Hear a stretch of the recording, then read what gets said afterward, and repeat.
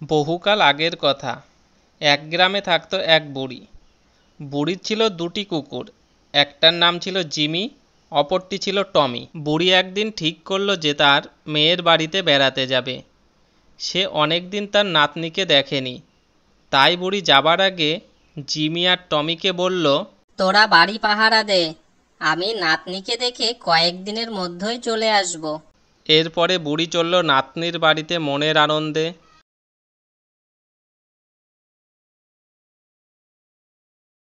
কিছুটা যেতেই সে একটা শেয়ালের সাথে দেখা হলো।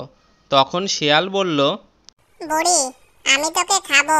বুড়ি তখন কি করবে ভেবে না পেয়ে তখনই তার মাথায় একটা বুদ্ধি এলো। আমার খেয়ে কি করবি? আমার গায়ে কি মাংস আছে নাকি?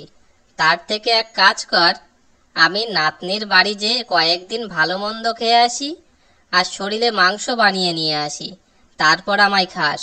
তবে যাও, ভালো মন্দ খেয়ে একটু মোটা হয়ে আসো, তারপরেই না হয় তোমাকে খাবো। তারপরে বুড়ি আবার এগোতে লাগলো।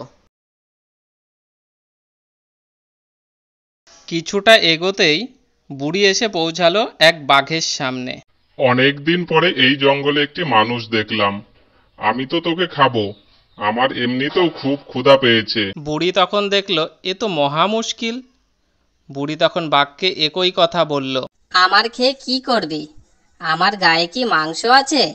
আমার গায়ে শুধুই তো হাড়। তার থেকে বরং আমি নাতনির বাড়ি থেকে কয়েকদিন ভালো মন্দ খেয়ে আসি, আর শরীরে মাংস করে নিয়ে আসি, তারপরে আমাকে মজা করে খাস। ঠিক আছে, যাও, ফিরে আসবে কিন্তু তাড়াতাড়ি।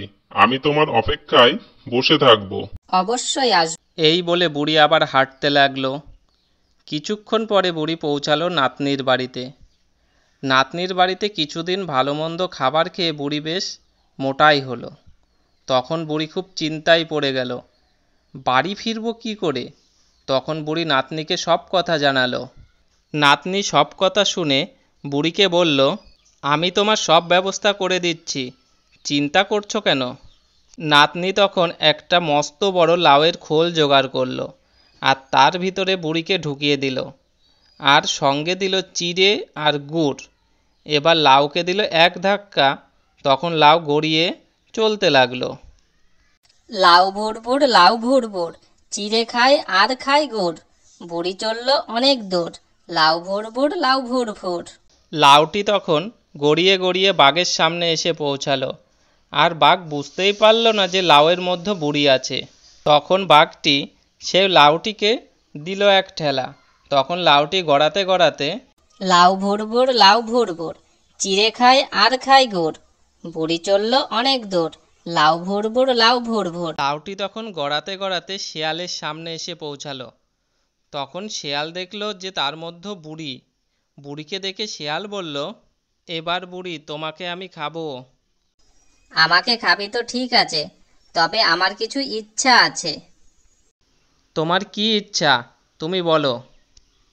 আমি যে তোর গান শুনতে চাই। শেয়াল তখন গান ধরল। বুড়ি তখন তার সুরে তার জিমি আর টমিকে ডাকলো। তখন জিমি আর টমি তাড়াতাড়ি করে দৌড়ে আসলো। এসে দেখলো যে শেয়াল। তখন শেয়ালকে দেখে তার উপরে ঝাঁপিয়ে পড়ল। শেয়াল তখন মড়ো অবস্থা। তারপরে বুড়ি ও তার দুই কুকুর জিমি আর টমির সাথে বাড়ির দিকে যেতে লাগলো।